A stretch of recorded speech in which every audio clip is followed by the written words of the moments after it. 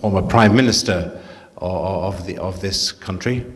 And we were just one street away, I think, David, the other day, and it was nice to see a blue plaque there marking that fact. I think it was your great-uncle, am I right?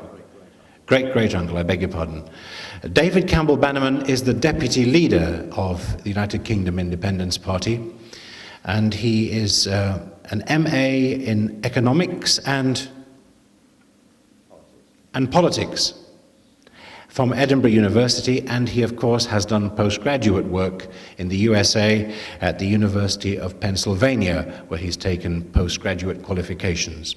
And it is with great pleasure that I introduce him to you today, and also to bring to your attention that he has done the mammoth and continues to do the mammoth task of looking through line by line the policies that we are working on to put to the British people. Thank you, David.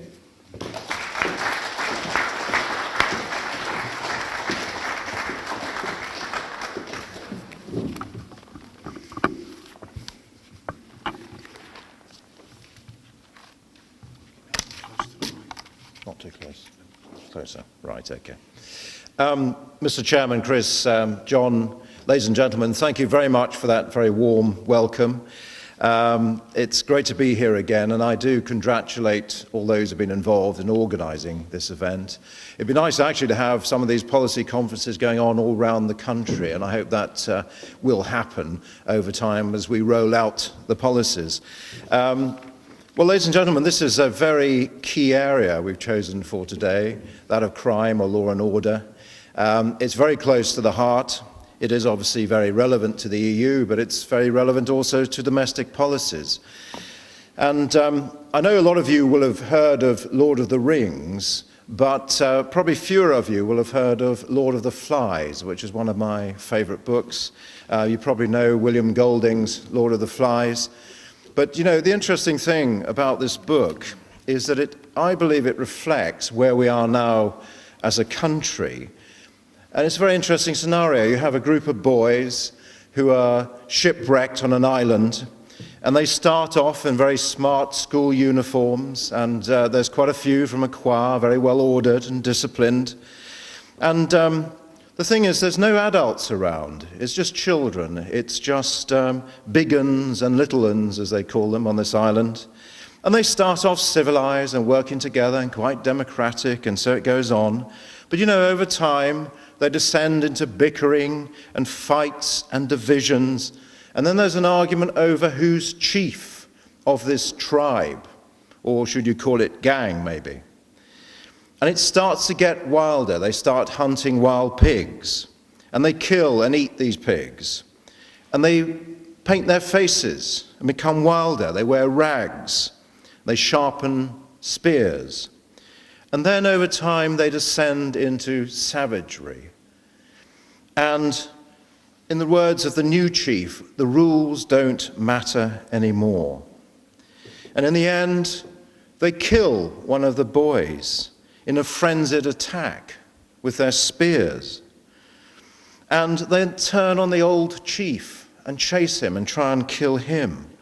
And one of the other boys, who they also kill, says this: which is better, to have rules and agree, or to hunt and to kill? And at the end of this, an adult appears and thinks this is all fun and games. But two boys have been murdered in a brutal way. And what you witness is the descent of this rather civilized society. It starts off into a hell. And you know, I keep thinking of this book every time you read the papers these days. 27 knife murders in London last year. 15 knife murders already this year in London. There was a fight over the bank holiday at a pub at Bickley in Kent. Very leafy pub, nice part of the world. Two gangs fought each other. And the quote is, they turned this pub into an abattoir. It looked like an abattoir. It's a very vivid image, isn't it? And something has gone horribly wrong with our society in the absence of adults, just like in Lord of the Flies. We have a broken society. And when you look at crime, one of the first questions to ask is, well, how many crimes are there? Because we can't even agree that. The official crime statistics say, the recorded statistics from the Home Office say there's 5 million crimes a year.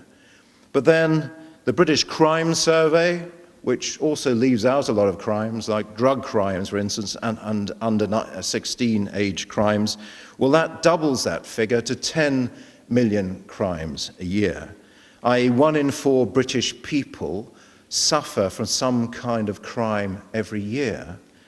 But it doesn't even stop there, because there was a secret Home Office study that actually found they thought the true figure was 60 million crimes a year. And if that wasn't bad enough, Lord Burt, who was the Director General of the BBC and who advised Tony Blair in Downing Street for many years, he actually estimates that it might be as much as 130 million crimes every year. So on the one hand, the government's telling us it's 5 million crimes, and aren't they doing well? On the other hand, a Downing Street advisor is claiming it's 130 million crimes a year. The scale of this is truly scary. So these are huge problems. We all admit that, and Gerrard spoke very well on that, and all the speakers have today.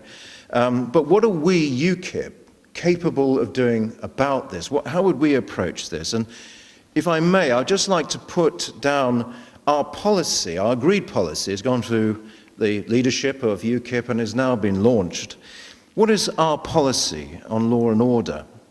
And I would start at the beginning by saying, well, what is our priority? And strangely enough, we believe in protecting society and putting the rights of victims first and of decent law-abiding citizens first, and not those of criminals.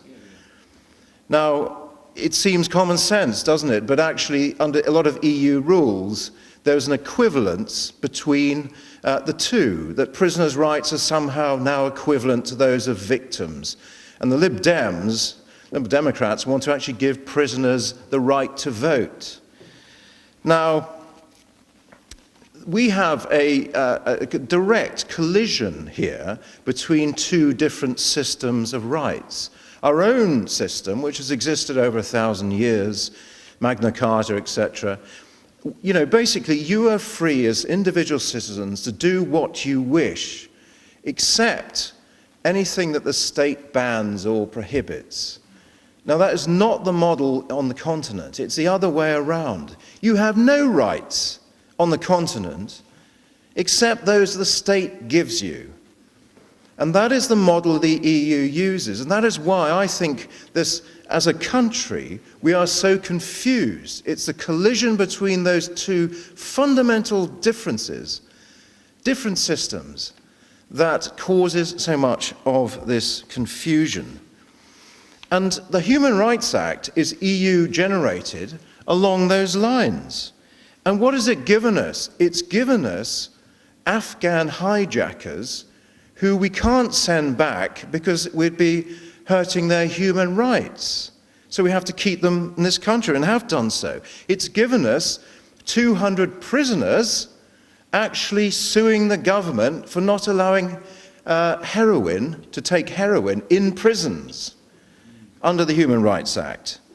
It's given us a case quite recently where a prisoner refused to leave their comfy cell, in case someone else nicked it, to go to court. And the judge blamed the Human Rights Act. It's very silly. And it gives prisoners the right to read hardcore pornography. It's a right, and no one can interfere in that right. So let's be clear, ladies and gentlemen. We, UKIP, and only we, will abolish the Human Rights Act.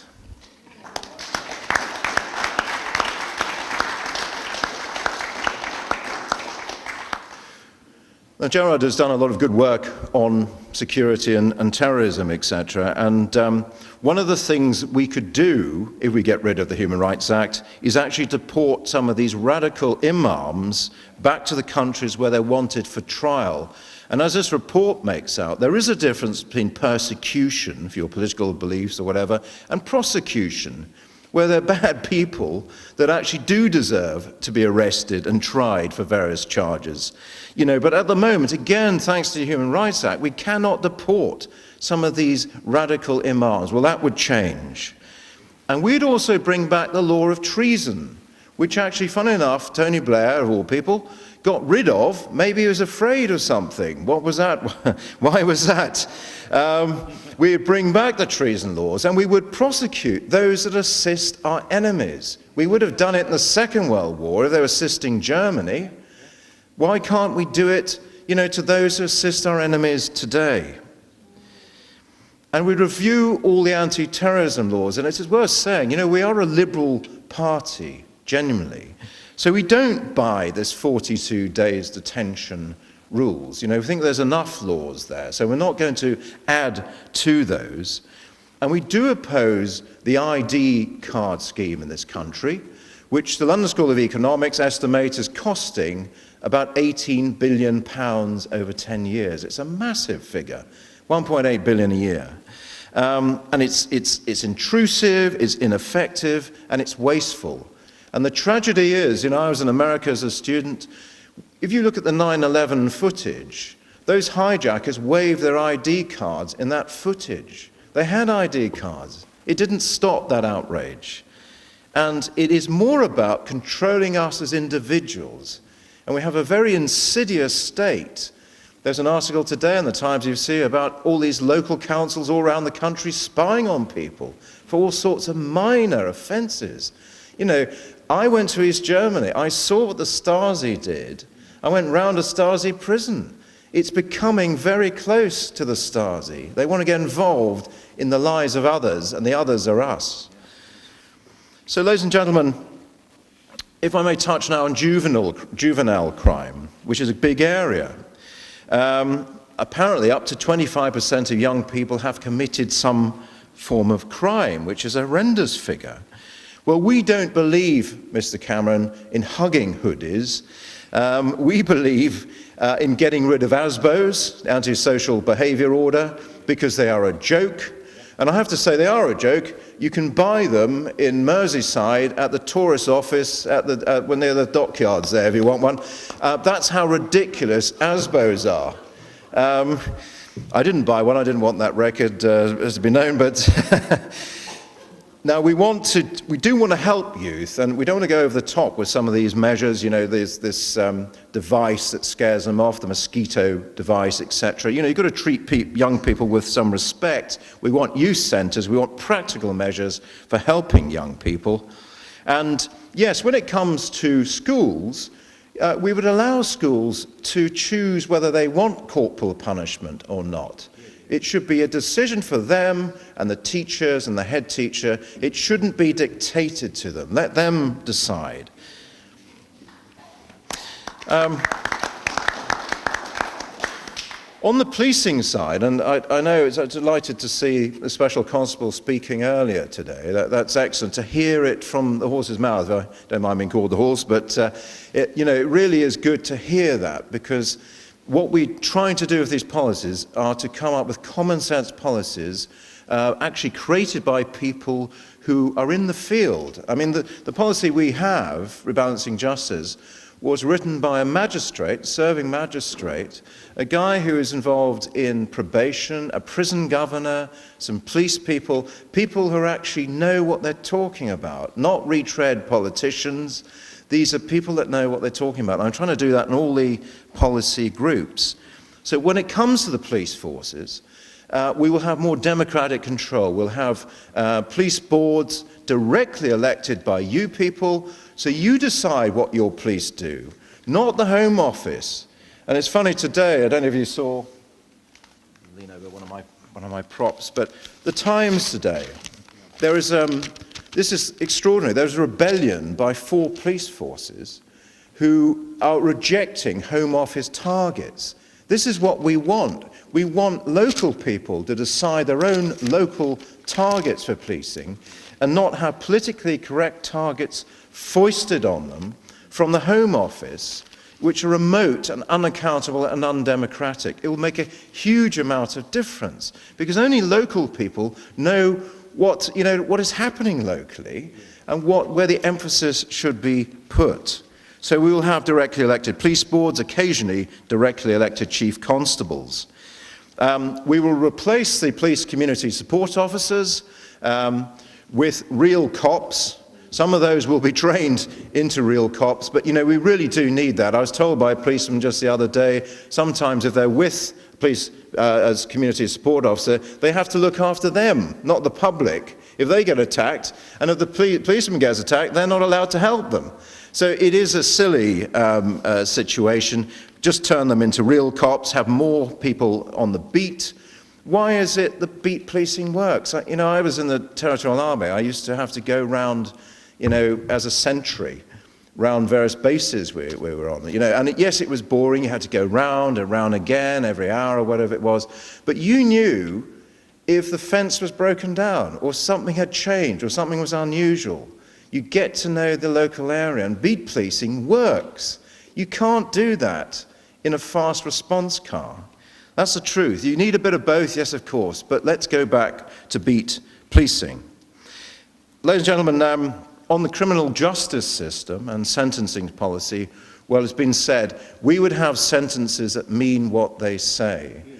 One of the, David Fraser will have said it, he was a probation officer for 30 years, he's been an excellent guide for us.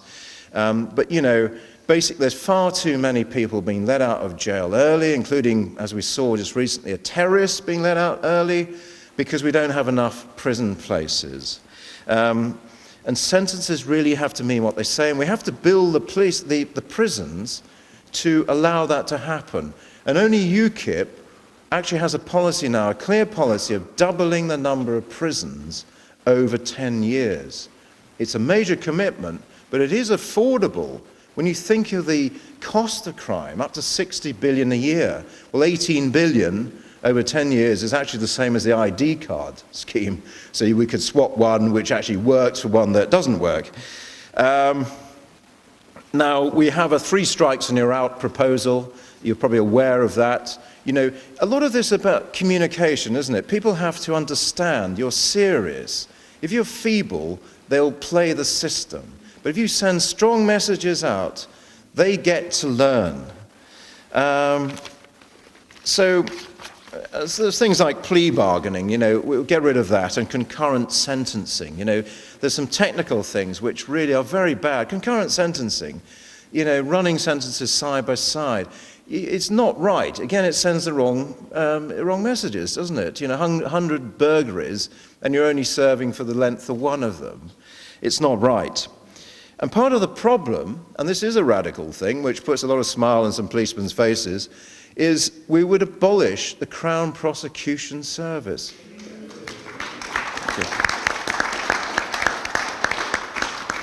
Now, the problem with the CPS, another problem that originated in the 60s and 70s, it is very politically correct, it's very political as well, and you hear this. I was told by an expert that they put people into police stations so if they closed files, if they didn't prosecute people, they could share the blame with the police. Now, that is a very political act, in my view.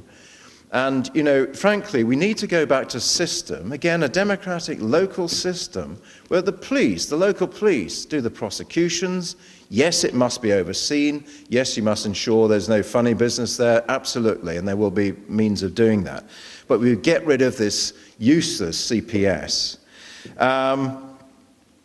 Just touching on rehabilitation and prison, well, yes, protect the society, get people into prison, but rehabilitation is a good thing. And we'd actually teach them to read and write. If they can't read and write, that is an issue. We'd actually help them when they came out, put them on workfare schemes, which is essentially community service, and help them get back on their feet after prison. So it's not just the big stick.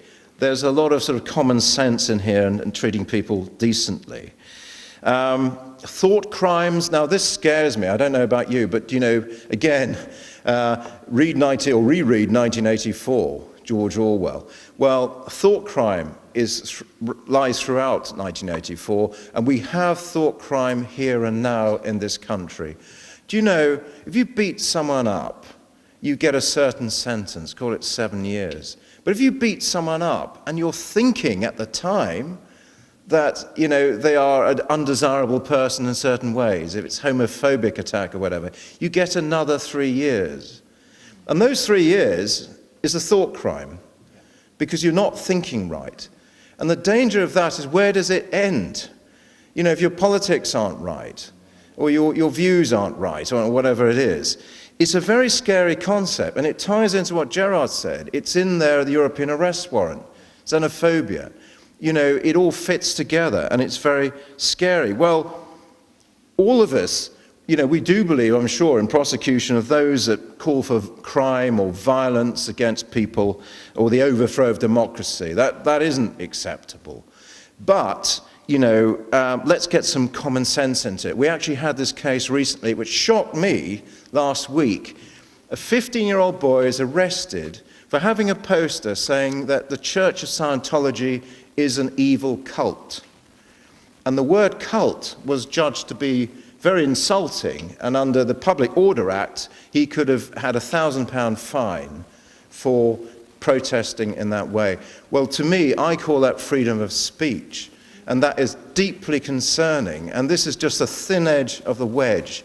If you don't think right, you know, thought crime will be judged against you.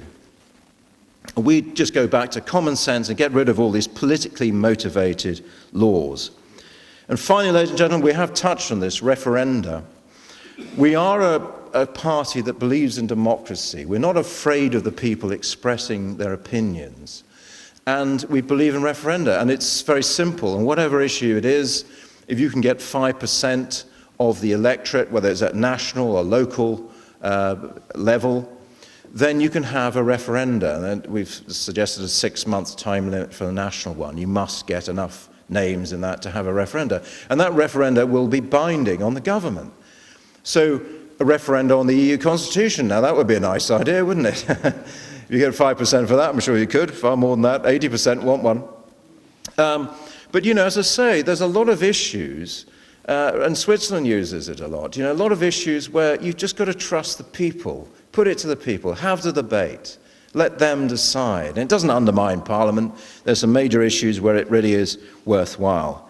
So, ladies and gentlemen, that broadly is where we are on our policy on this area. I mean, I'm very pleased at the work that was done by the group, and I do hope that you feel that we're going in the right direction there.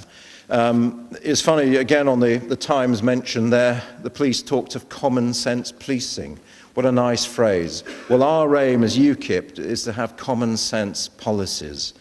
And, you know, wouldn't it be nice to go back to that?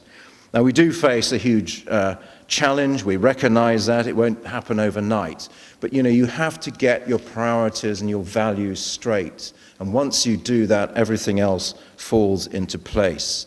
And I would end by saying I genuinely believe in this area and across all the other policy areas, what we need in this country now is a democratic revolution.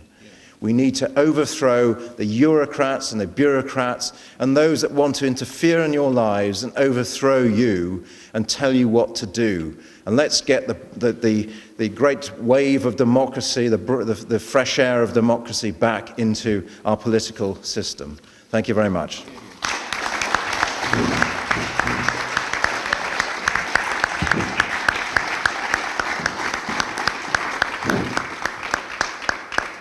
Thank you, David. We're going to take a 5-minute break. It was supposed to be a tea break, but the tea lady has gone home. So I'm sorry about that. I've only got bottled water. But we'll take a 5-minute break, and then we'll come back for questions, and then you can put any questions you want to David then, if that's okay, because we just want to get back a bit of time, you see. So if you wanted to stretch your legs for 5 minutes, that's great.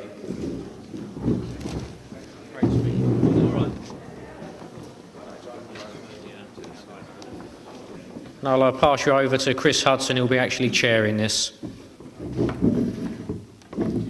Thanks, John. We probably won't be able to carry on as long as we thought, so I'll move on as quickly as we can to the first question, if I could have that, please. Yes, gentleman at the front. Thank you. Right. Reg Smith again. One thing that's being talked about is having more jails for prisoners. But I think several of our speakers may have, what shall we say, experience of times back in the 50s and 60s when the numbers of prisoners who were kept in a particular cell were much denser than present loads. Present loads provide for 2 or 1 in a cell. Now, if we go ahead with doubling, number of prisons, we will only preserve the existing ratio of 2 or 1, which again, I presume, comes under the European Human Rights Act. But if we abolish the European Human Rights Act, do we need all these new prisons? Could we not go back to the old system, given that we intend to create punishments for prisoners? Yeah. So I'm elected to answer that if I may. Be in no doubt we do need to at least double our prison population, irrespective of the fact that some cells are 200 and so forth. Even if you were to deal with that is almost a side issue next to the bigger problem, which is this. So I'm glad you've raised it, because I didn't actually make this very clear when I spoke. We need at least to double our prison population because the 155,000, 160,000 persistent offenders who are placed back in the community every year continue to commit hundreds of thousands of offences. So they all ought to be in prison. There can be no doubt about that if we're serious about protecting the public. So if you add 155,000 or thereabouts to 80,000, which is the present prison population, you get 230,000 thereabouts. So I would argue, again on the basis of the evidence, that's our starting point. We need to have at least 230,000 prison places. And I suspect we ought to be prepared to say we need more. Just one little note, then I'll stop. If we made a determined effort in this country to imprison all these persistent offenders who will not stop offending, having given them a chance to go straight and help them at the beginning of their career, if they continue to offend, if we imprison them all, or set out in a determined fashion to imprison them all, I suspect that we wouldn't actually need all these prison places. I think that the criminal fraternity would get the message at some point, and we wouldn't need to build the 300,000 places, which I have in the past in various places recommended that we need. We might find that their criminal activity will start to reduce. But be in no doubt, we need at least to double our prison population because of what is happening in the community every day in this country. 155,000 persistent offenders committing crimes at will, and they must be stopped. Thank you very much. Question just at the front, John Croft. Thank you, Chairman. It's John Croft, UKIP, Essex branch. My question is national service. Now, this sort of question gets asked all the time. Why don't we bring back national service or some sort of community service for the girls as well? Now, just briefly, I well remember when I worked with the Royal Borough of Kensington and Chelsea in the architect's patent, there was an architect there, and he was a Greek. And he would never go home or stop long or have a long holiday there because I said, why don't you go over to Greece or Cyprus, wherever it was? And he said, well, I don't want to do 2 years national service in Greece. Now, that tells me something that all the Eastern Bloc countries, all the people who are coming over here, I don't think they're running away from a tyranny. I think they're probably running away from poverty. But that might be a good thing if we said, look, we're going to bring back national service, community service for the girls, and if you come here, you've got to do your stint. Simple as that.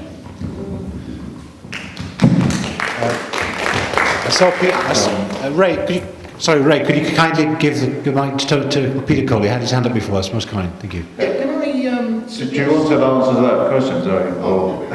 Sorry, I beg your pardon. Sorry. Yeah, no, I was just going to say, it's not our policy. I'm kind of sympathetic to this, to be honest. And you do hear it about restoring national service. My father did national service, and but we are looking at it in different ways. The TA, we want to double in size from 35 to 70,000. The government actually wants to destroy it down to about 15,000. And we want to add 25,000 more troops to the regular army. There's quite a lot of resistance in the armed forces to national service because, you know, we have a professional armed forces at the moment who are there because they want to be there.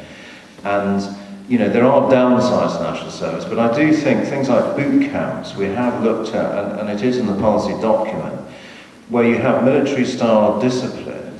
And so I know where you're coming from. We're sort of recognising there are different ways, I think, of touching on what national service brought to bear. And we do recognise that the discipline, the military way of life, etc., does do a lot of good for people. So, you know, take it from us, we will look certainly at different ways of achieving the same end.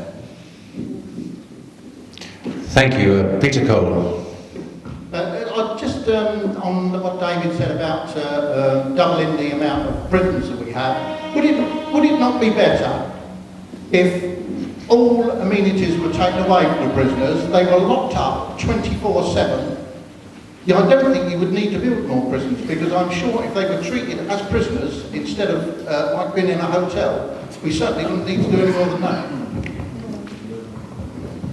Well, I do think there is a point there. I mean, up until recently, I've always taken the line that I didn't really care what you did with them, so long as they were locked up. And I didn't really mind too much whether they had a colour television or not. The important thing was that the public was kept safe from them. But I've heard a number of people say today in a very persuasive way that really, in addition to that, prison ought to be, there ought to be the sort of regime which was such that they didn't want to go back. And that's quite a persuasive argument. Personally, I don't mind too much. The really crucial thing is for the public to get its head around the fact that we need a much, much expanded prison population, and we must we must disgorge the effects of 30 years of anti-prison propaganda, which has been very, very powerful. As I've gone around various places talking to audiences, one of the things that struck me is how many people in the UK now actually believe the anti-prison propaganda that it makes prisoners worse, that it actually makes criminals, that it doesn't actually solve the problems. Now, the facts all contradict this, but large numbers of people still believe it. So I would urge that UKIP really try to get this message across. We need a much expanded prison population, and we need to applaud it, not lament it, because it's a good thing. It's like having good hospitals, because we will be much safer for it. Thank you very much indeed. We have two gentlemen at the front, Ray. I quickly saw them over lunch. I know that they're authors and they're writing a book on crime, and they had a question that they wanted to ask. Yeah, I was just going to leave it to the end, Chris. I was just going to leave them to the end, right at the end. Fine. Yeah. Okay. I've got this lady here. By all means, carry on. Oh, I'm Jan. It's just a quickie. I just wondered, why couldn't we send all the prisoners back to Brussels? You think that allowed? Gerrard says there are far too many criminals there already, so... Next question, please. Yes, Bob Coleman with Bedser, UK. Question for David, really. If we reach this wonderful state of utopia, i.e. we actually got voted in and became the major party in Parliament, how long would it take to put all these things in position? Because we would assume, obviously, that it could not be done at a stroke or overnight. It would, otherwise, it would be chaos. It would have to take time to get it organised, to push it through, make proper legislation, etc., etc. What sort of time factors are we looking at? Yes, I mean, that's a good question. I mean, obviously certain measures like cutting back on red tape, you know, having to fill a form in every time you stop someone under suspicion, the sus law, is ridiculous. You know, it doesn't help anyone, really. That could be done quickly. A lot of the red tape frees up police time. You can get them back on the street. I think there's one statistic in the papers, I think it's only 1 in 53 policemen that are actually on the beat. at any one time, which is a staggering figure, isn't it? A lot of, obviously, the prison building is a much longer-term program, but 10 years we've said, it may take longer. We're talking about temporary accommodation. It often strikes me that during the Second World War we found prison places for a lot of Luftwaffe and German troops pretty quickly. You can do it quickly, I think, and then build more permanent establishments. We're talking about prison ships, which could be 2 to 3 years, and with better design than the one they used at Portland. But there are the whole program. I think you can really make a difference within a few years. But really to get to where you want to be will be a 10-year program. But unless you start the process, then things are going to go from bad to worse, in my view. Thank you. We have a gentleman at the front who's just raised a point here. Thank you. The other answer to that question is you'd have to do as much as you could within 5 years, because you'd have to get it across to the people of this country that we are the best party. So you do as much as you can within 5 years to make sure you get re-elected for a second term. The problem being, of course, that it's not sort of done overnight, and then it's 2 or 3 days, everybody turns up and On the subject of prisons, we've spoken several times today about giving responsibility of different sorts of punishment to headmasters. Reflecting back to industry, when we had performance reforms, which were a regular thing, they reflected the performance of a person for that year. Now, it suggests to me that the performance of a prison governor is how many people re-offend. Otherwise, he isn't effective, obviously. Have we any plans to give such powers to prison governors as opposed to Westminster telling them what they can and can't do?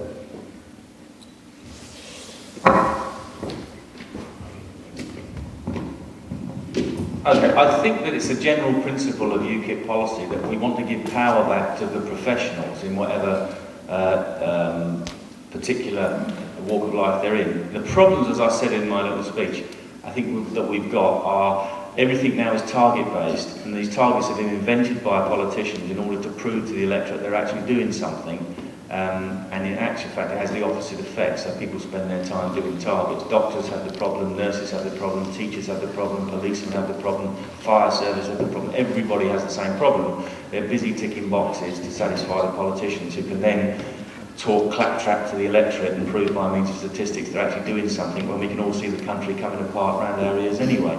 And they'll argue that black is white. So I think as a general principle we should give power back to the professionals, and also responsibility. So they're not being checked up on every 5 minutes, but if it doesn't work, they're out of a job. If the doctors are not having successful enough rate in diagnosis and performing operations, if people are not coming out of the schools with the right qualifications, the professionals lose their jobs and new people get them. Not that they're constantly being, as I say, required to do these artificial targets. In terms of whether it's a prison officer's job to re-offend or not, I'm not sure. I think that my own view on this is just personal opinion, and I don't want to get the party into trouble, but I have short prison sentences, 6 months, a year, 18 months, but they'd all be in solitary confinement. Because one of the problems in prison is they're all talking to each other, they all feed off each other, they learn things. We know that there are drugs in prison, we know that there are all kinds of things going on. And if they're all stuck in a cell on their own, with a copy of the Bible or some other book that they might or might not want to read, then I think they wouldn't want to go back in a hurry. But if they, as at the moment, I think it's a university of crime, as they say, and they feed off each other and they feed off their own culture. So I'd make it short, sharp and unpleasant. And once you've gone beyond 3 stages of that, you're in a very serious league and you move up somewhere else.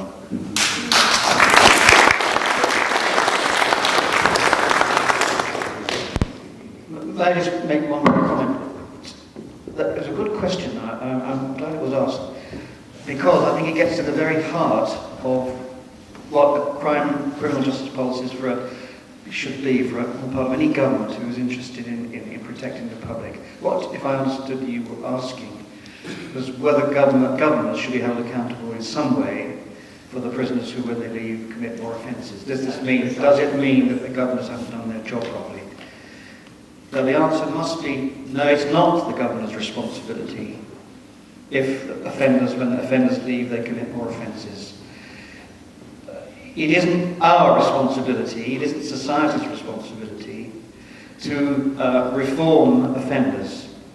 They are responsible for their own offending, and they are responsible for their own reform.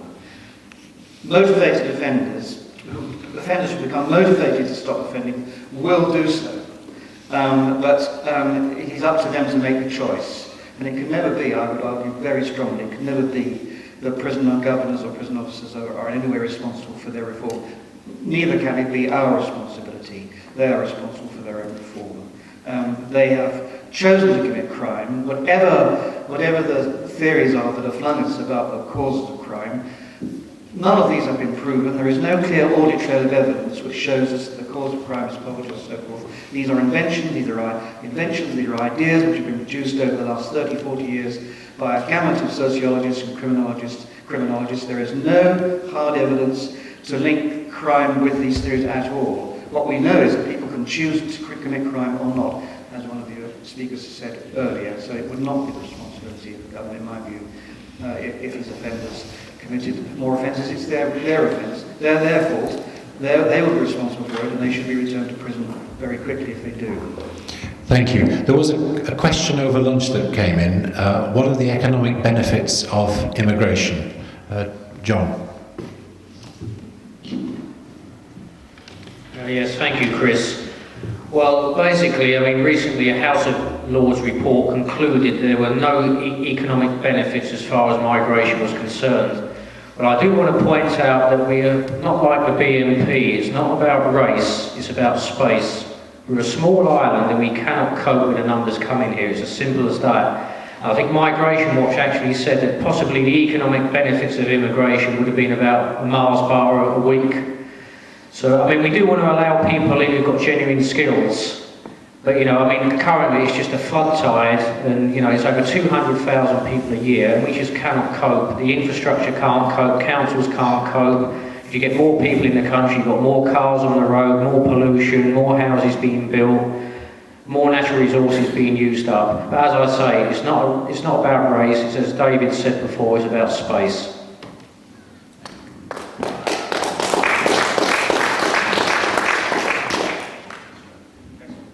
Point here, which is that the immigration policy that we've had in the last 40 years, and certainly since Blair came to power in 97, is uncontrolled, unlimited and indiscriminate. There's nothing wrong with immigration. It depends on the basis in which you invite people and accept them. No country in the world, it seems to me, that you can think of is stupid enough to have an open border and say anybody can come. If one of us wants to go to Canada, Australia, New Zealand, the USA, there is a stringent selection process. What age are you? What are your educational qualifications? What's your profession? How much money have you got in the bank? And on that basis, irrespective of people's race, origin or religion, they will accept people. And that's the way we should have done it. Not said anybody can come. And what we've ended up with is lots of people that we don't want or need. And also and need. And it isn't, as I say, it's on what basis do you have them? Now, I wrote an immigration draft policy for the party back in October, and many of the things that I said in that were actually repeated in the House of Lords report when it came out. There is no economic benefit. A friend of mine in London did some research on this, and he's been quoted as well, and he says in order for the economic effect of a migrant even to be neutral, they would need to bring with them £142,000 in cash to invest in the economy. And if you look at countries like Australia and New Zealand, they won't let you in unless you've got that kind of money, or at least a proportion compared to their total economy. But we let people in with nothing, and then they go on to benefits. So it's no wonder that we're getting into a mess. And in terms of population density, which we should really be looking at, we now have all this trouble about building on the green belt, about the resources that we're using, about the energy that we're using. Well, it's all related to population. I was amazed when I actually worked the figures out that England is one of the most densely populated countries in the world. We're about 1,000 people per square mile, which makes us more densely populated than China, Japan or India and similar kind of countries. you can't keep on packing more and more people into the same space, which is exactly what we're trying to do, and expect them not to use up loads of natural resources. The country will eventually move into gridlock. And in fact, on current demographic trends, the population of Britain will expand from its current 62 million up to about 75 million by about the middle of the century. And if I can introduce a controversial note here, on the same demographic trends, the English will be an ethnic minority in their own country within the next 2 to 3 generations. Yeah. Now, in my view, if that happened gradually over a period of 1 to 2 centuries, because we invited people in, we intermarried with other people, that wouldn't be a problem. I don't have a problem with that, because that's natural, that will happen, and it will happen by people's choice or not. What the problem is we've been subject to a massive social engineering experiment, which is, it seems to me, either they're totally unaware of the consequences, or they have decided that they're going to displace the English in their own country with vast numbers of people from outside. England anyway, so that's a good way of doing it, isn't it? I'm sorry, say that again? They're trying to eradicate England anyway, so it's a good way to do it, Well, isn't it? in this country you can be Scottish, you can be Welsh, you can be Irish, and everybody will think that's wonderful, but if you're English you're told you don't exist and we're a country of immigrants, which is also not true. Once you start to research the facts of this, you find that there's been no massive immigration into this country since 1066, or even before that when the Anglo-Saxons came. There were numbers of people, but as a proportion of the population, they were in fact relatively small, whether it be the Huguenots or the Jews in the 19th century or whatever. They were in numbers that were absorbable, and people's background actually meant that they were able to integrate into the host culture. Following from Gerrard, yeah, everybody knows uncontrolled immigration is a stupid idea. Economically, socially, it's pretty much a fact. In fact, I think New Labour have a good idea that economically it's pretty bad. I've actually got a theory that they've known this for quite some time, despite what they say. Because if you actually look at it, they've just introduced measures for non-EU migrants who want to come into the country, yet at the same time talk about the undoubted benefits of immigration. So it's complete double standards. And what I would say as well is the untold story of a lot of the immigrants that come here and see the state of their situation and the situation of the people that have come here with them for similar benefits. The infrastructure isn't there to bring them in. They're told things are here that simply don't exist in many occasions, in terms of jobs and in terms of the immigration centres themselves. I know somebody who works as a translator at an immigration centre, and they find it downright ludicrous, just as we do. So the whole situation really does not make any sense to anybody, apart from the political class who have no real choice but to defend the position, because they know full well that if they ever took a truly honest stance on the subject, the whole issue of the European Union would come to the fore, and of course they don't want this. So no, it doesn't make sense.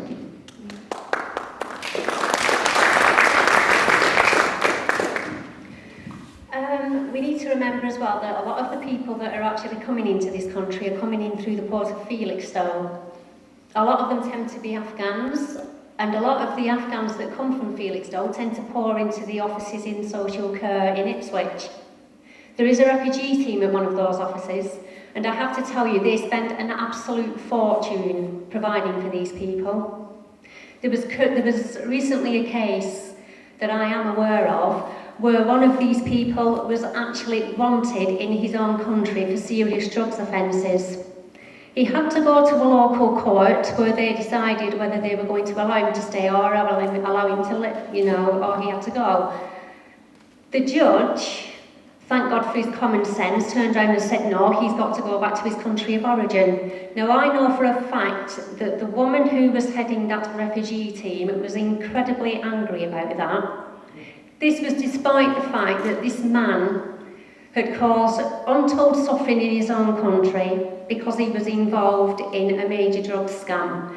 Now, if we are allowing people to stay in this country to escape justice in their own, then what message is that sending out to the youth of this country?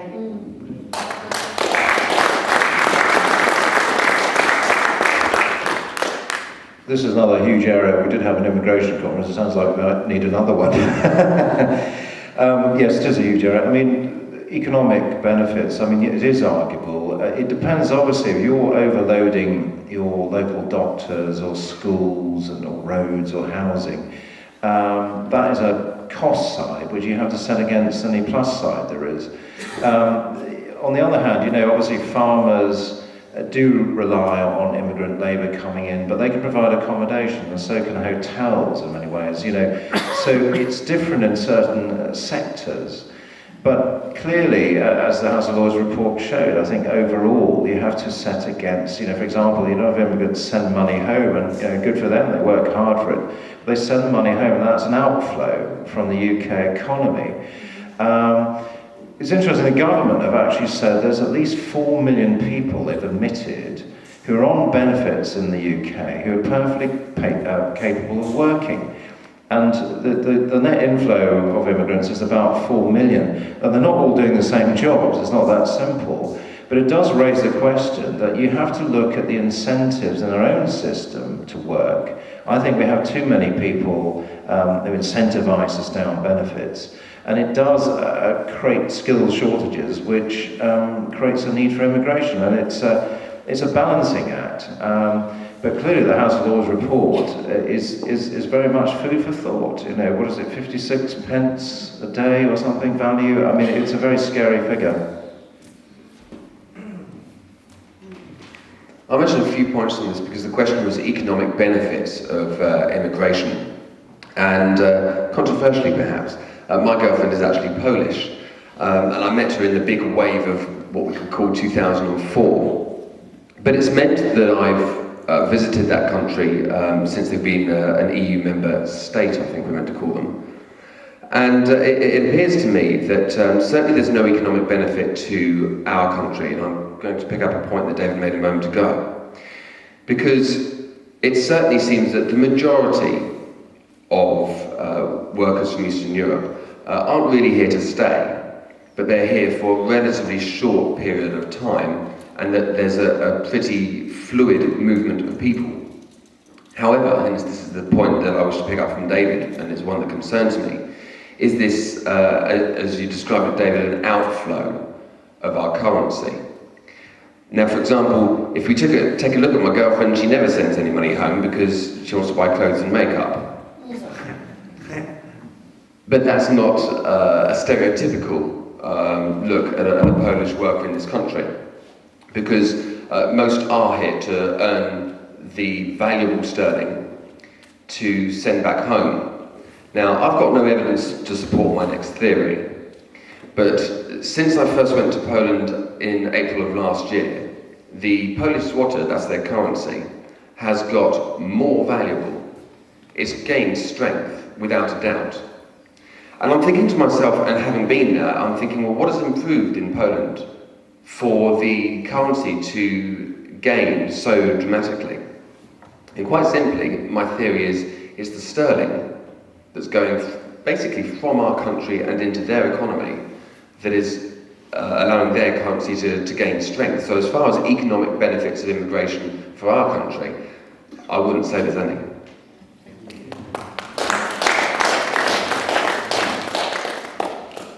Just going back to what Gerrard was saying, I used to earn my living as an historian a few years ago, and it is a lie that we're a nation of immigrants. Actually, from the 17th century to the late 1940s, we were actually a nation of emigration, so it is a total myth. And before the late 1940s, the largest influx of migrants was actually 1066. So again, this is just this spin, this PC spin that's been put out in schools that we've always been a nation of immigrants. It's totally untrue, and you know, people need to be made aware of that. Thank you. Yes, Neil Taylor, South Essex. 3 minor points. One, you do keep making the common mistake of saying the letters PC are politically correct. They are not. Properly translated, they mean political crap. Now, if you apply that to the excretions of the politically correct people, they then fall into a proper sort of shambles. A second point, to help the prisons, we could adopt one portion of Sharia law. Burglars, whip their hands off. And you said about bringing treason back as, you know, a crime. Let us start with the posthumous case with Ted Heath, and then work up through Blair, Brown, what's it? They've got a bloke, funny name, like Pisspot. Oh, Prescott. then do all them. And do them thoroughly, because they are the people that have been destroying this country. I've got a question from Paul at the back there, Paul Nuttal. Just something I wanted to add on the immigration question. Now, one of the excuses that this government gives, or many governments have given, for the huge influx of immigration into this country is that they come over here and they do jobs that British people wouldn't do. Now, would it shock people to know that there's 6 million people in this country who are economically inactive? Now, the fact of the matter is, if you want to stem away from immigration, we've really got to nail this welfare system. We've got to nail welfare in Britain, get people back into work, and then we can put a halt to the huge influx of immigrants who are coming in at the moment.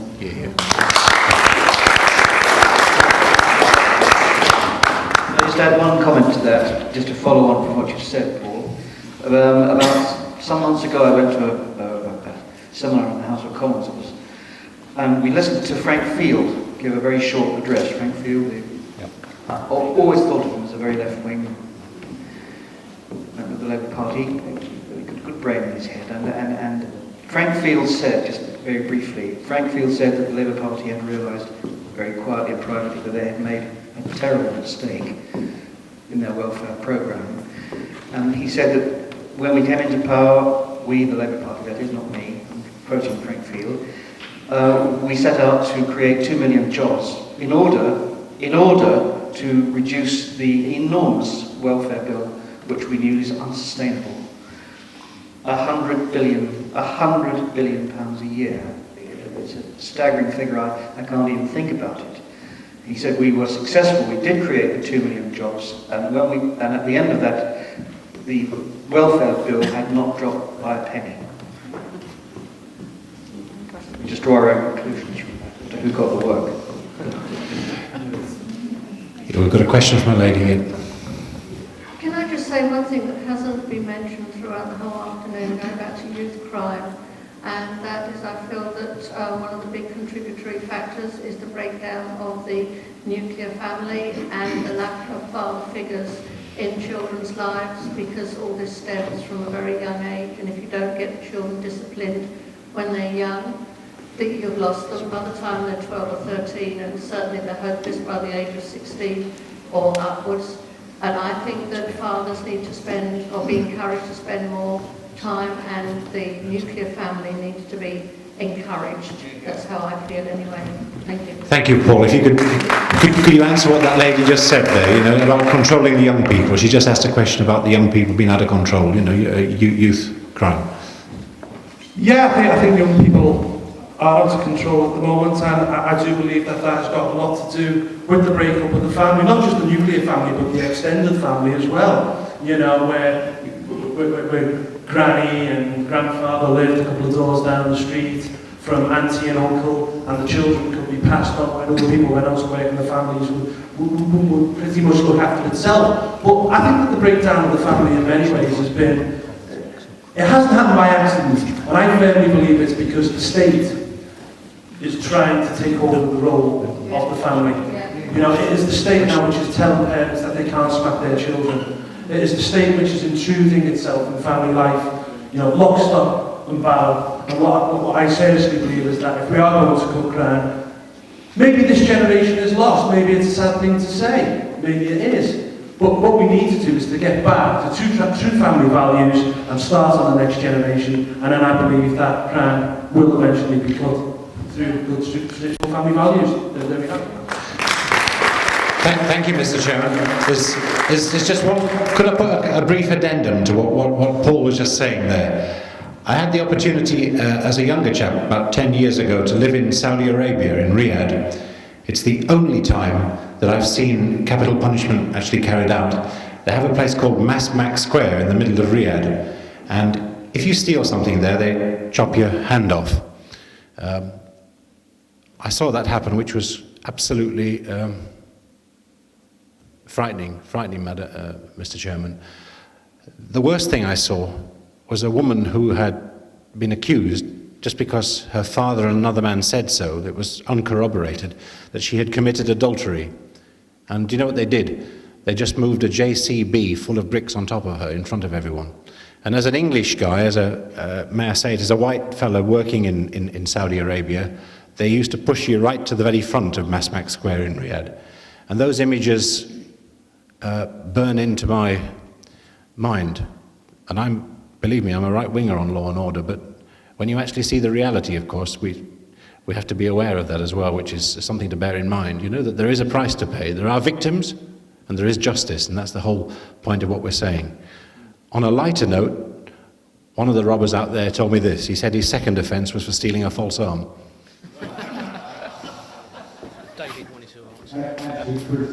David Campbell-Bannerman, just a brief point, if I may, yeah. I believe, like the book I mentioned, where basically the adult structure in Lord of the Flies went missing and they returned to savages. If you study psychology, the problem I think in modern society is the lack of structure. It's the right and wrong, it's the boundaries. Children like to push against boundaries to know what's right and wrong. Well, they're not getting it from teachers, they're not getting it from families, they're not getting it from the friendly local policeman, or even a lot of other people in the street, you know, local people. And they're not getting it from religion.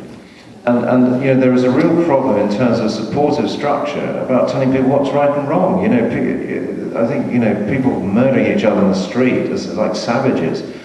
Do they know it's right and wrong? A lot of them will attack firemen or ambulancemen now because they think that the uniforms, this is what is associated with bad guys.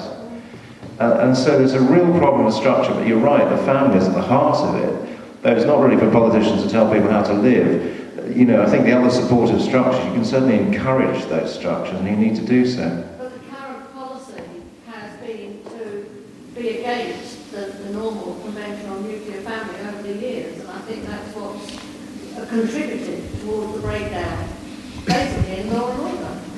Certainly my experience when I was working as a police officer was that if I was to take a youngster home, because ultimately I had two choices, nick them or take them home. And I think there's plenty of occasions when you could easily arrest them, but that just criminalises young people. And when I would go around to parents' houses and drop little Johnny off because he's been a naughty boy, I was always pleased when I was greeted with a crying mother. That was brilliant, because of what I'd found was a family that worked and a family that cared, and a family that was really disappointed that their son had been picked up by the police, and felt probably ashamed as well, and there was me in uniform with their kids sitting on the sofa. It's a pretty awkward situation. The times when I thought, oh hell, I wish I had nicked him, was when the mother or father really couldn't give a monkey's. And it was just another police car turning up outside the house. And unfortunately, I think towards the end of my service, that finding the father that would shake his head and the mother that would cry in their living room when I dropped the son off, that finding that kind of family was definitely on the way out. Is that why you left? Thank you very much. A quick question from Len Baines. Mr. Campbell-Bannerman, you dwelled briefly on the things of prison ships. Well, as a short-term answer, there are countless empty ex-naval, air force, army bases, especially in the area where I live in the Fenlands, which surely could be used as a stopgap, because I find it unbelievable that we get in this state where people are screaming out for more prisons, and there's all that area going to waste. You make a very good point, and my understanding is, I mean, the Sun ran a campaign of this. It identified, I think, about 70 army bases, or RAF bases, you quite rightly said. And as I say, they would be fine for prisoners of war in a war situation. But again, it's a Human Rights Act kicking in. It's like, oh, this isn't good enough quality for prisoners or whatever. I mean, that's my understanding. That's what was reported. And it does have just a ridiculous effect. I mean, we're not advocating treating people cruelly. You know, we want a regime that is less slack than it is. You know, you're getting Rosemary West is a beast now because she hardly does any exercise. Surely you can have a tough but fair regime in prisons, which doesn't, you know, it's not like a holiday camp. And there's a prisoner on the radio saying, oh, it is about like holiday camps with all the TVs and things. You have to earn your way. If you get privileges, you have to earn them. You know, there is a happy balance again in regime, but you're absolutely right. There is accommodation, but you know, a lot of what people don't appreciate is how far the impact of a lot of legislation like the Human Rights Act, how far it actually goes. I mean, we're run by lawyers, aren't we? Thank you very much indeed. We're out of time as regards this segment, ladies and gentlemen, and I'm sure you'll join me in thanking the panel for their assistance and answering the questions. Thank you so much.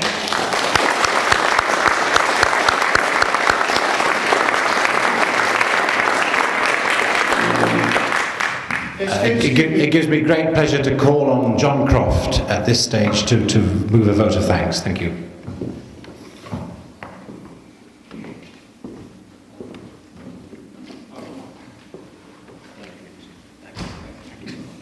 Well, ladies and gentlemen, I know you wish me to say on behalf of you all how delighted we all must be with this conference, and I would like to say a special word of thank you to the panel and the conference speakers.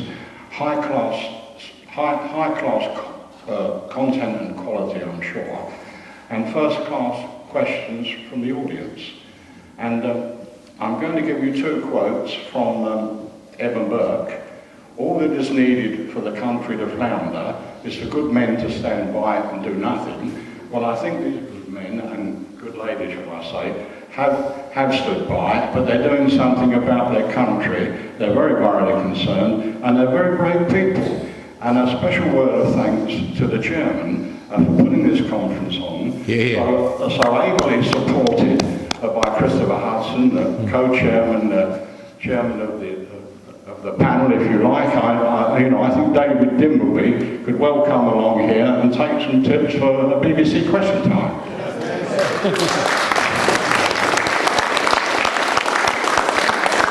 And I'm going to end you with another word of a famous Whig, Edmund Burke again, who said that all you need to do is stand up, be counted, and fear nothing. And I think that's what John West and this team have all done today. They stood up to be counted and they fear nothing. And once again, I've no doubt that you give your husband, Allison, 100%, and UKIP must be running through in a stream in your lap, I should think. But we do appreciate you all, and what a marvellous first-class conference that I think it's been this afternoon. It's one of the best I've been to.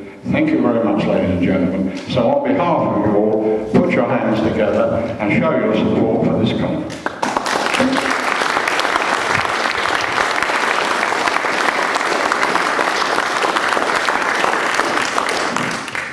Thank you, John.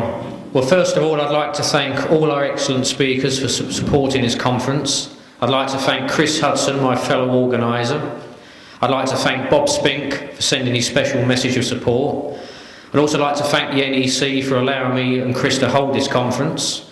I'd like to thank Ray Everett for his excellent sound system, Bill and Fern for filming the conference, and June Larter and Anne Downing for doing the catering, and all those chairmen and members who helped promote this conference in their areas. I can't name them all, but I'll name a few. Martin Harvey, Philip Greengrass, Jack Tyler, Derek Hackett, Chris Streetfield, Ian Smith and Peter Cole. And last but certainly not least, I want to thank all of you for coming along today. Thanks.